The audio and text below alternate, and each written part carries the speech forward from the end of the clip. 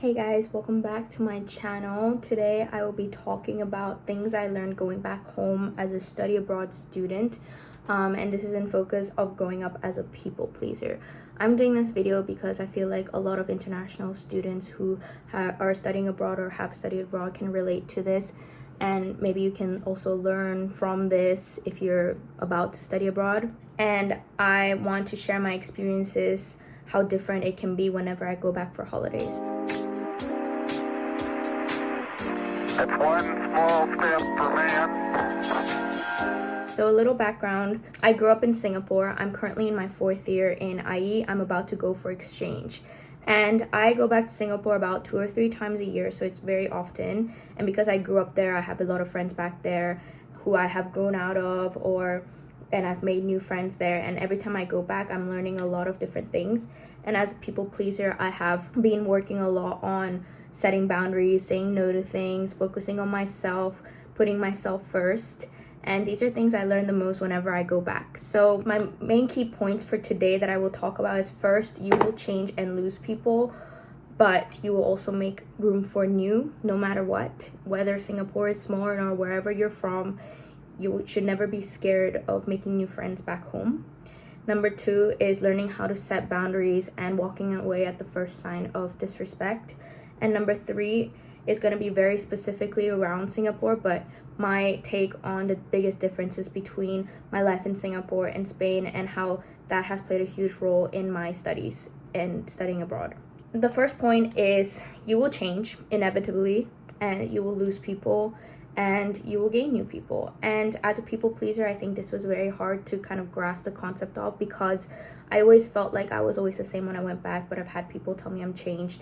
But also growing up and maturing and changing my lifestyle has definitely impacted the way I view things back in Singapore.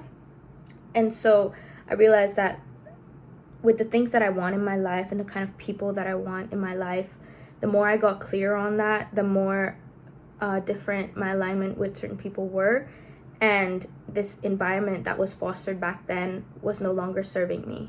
So growing up, I was friends with a lot of people who I was going out with. My circumstances at home meant that I kind of just needed people to be around so I could forget about what I was going through. And this was a little bit of a struggle for me, because as I grew up and made new friends here, and I realized that I was very much a huge people pleaser, to the point where I was letting people walk all over me. But also I'm very much a forgiving person, and I didn't know how to deal with that. I didn't want to let go of this idea of Singapore that I knew and grew up with. And for like the first 2 years of me going back to Singapore, visiting again, I kept holding on to those friends, to those ideas, to those experiences that I used to have.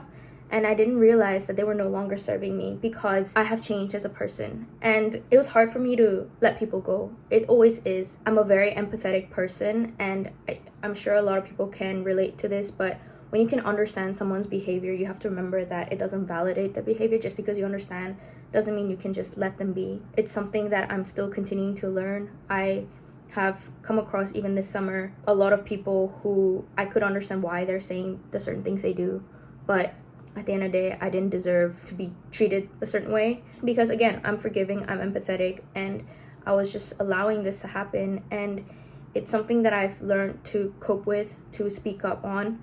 I grew up as a people pleaser. I never knew how to speak up for myself. I kind of just distanced, and I think that is my biggest take since the first year of me going back to Singapore. I've gotten so much better at setting these boundaries, which will be my second point. Nevertheless, it made room for new people, especially this summer. So I was in Singapore for the past 2 months, and my first month, I didn't see anybody who I used to see. I just spent time with my mom. I was going home early. I didn't even go out, which I love to go out. If you know me, I love to go out. I love to make new experiences. I love to just go for dinners, go for lunches, all this. I didn't do any of that stuff. I also had an internship, which made me a lot more busy.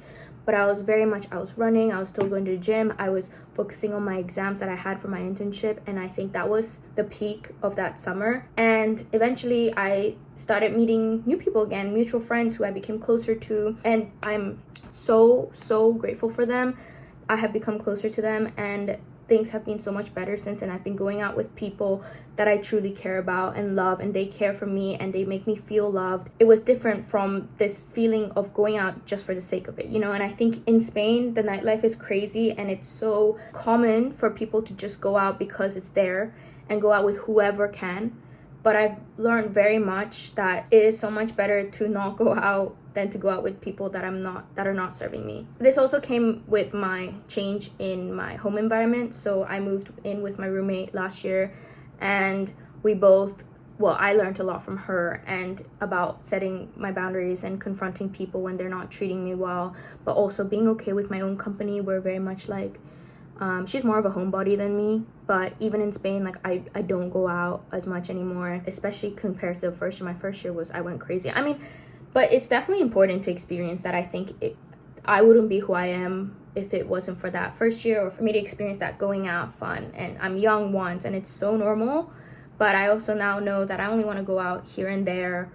I only want to go out with people I care about, and that's what I also did towards the end of my internships. So when I was going out in Singapore, I only went out with the new people that I have became closer to, because they truly made me feel loved, and I didn't feel like I had to people please anymore. I could say no and they would understand, and I really like that, and that's something I struggled with growing up. This moves on to my second point, which is setting boundaries. So this is something I'm still learning, but as a people pleaser, we all know that it's so difficult to just go up to someone and be like, hey, I didn't like what you did, you know? I think it's, especially in the moment, it comes to a shock if someone says something disrespectful or does something disrespectful, and people pleasers usually just tend to let it be and be like, oh, like, I understand where they're coming from. But my biggest change was thinking about whether I liked someone or whether that person brought value to my life, and the more I thought that way, the better things have changed for me.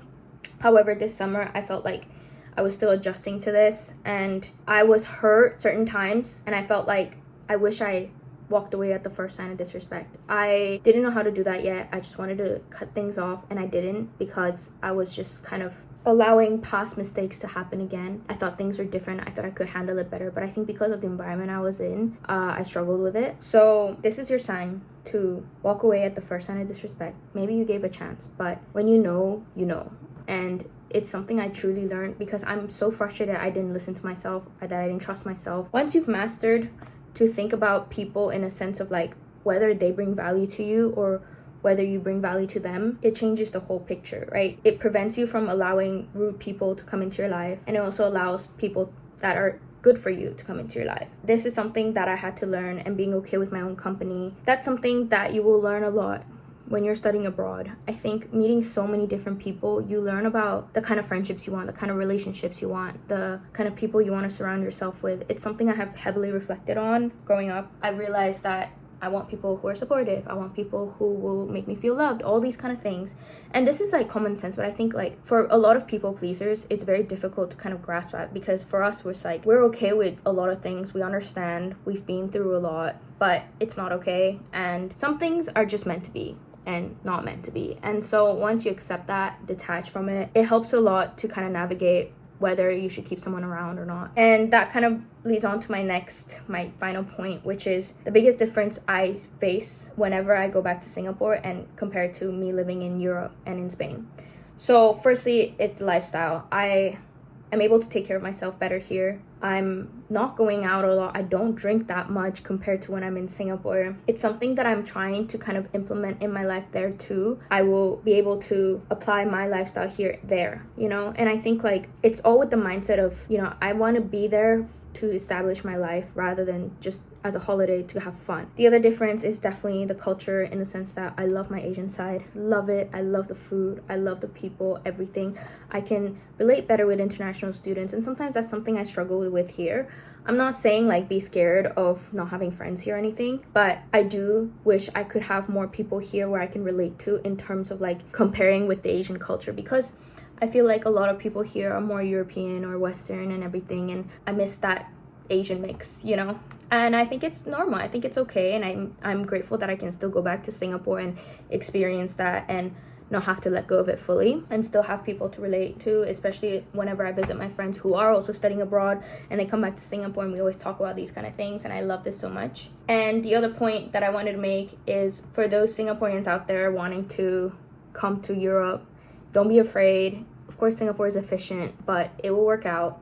Learn a bit of the language first, but it's safe, especially in Madrid, because I've done past content on IE and I think it's helped a lot of people who's also in Singapore, and I've had a lot of Singaporeans reach out to me. Things like metro, the infrastructure is definitely different, but it's safe, it's great. Like, there's no problem at all.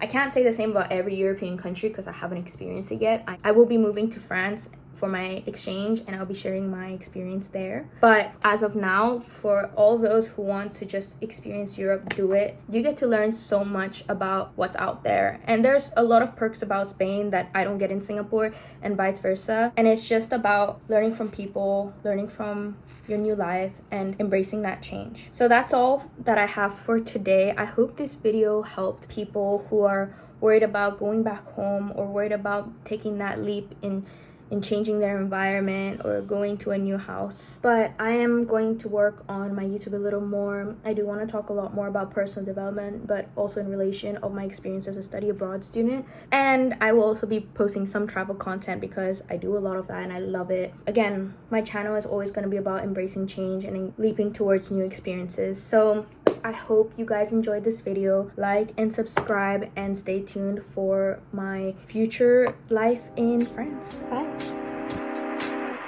That's one small step for man,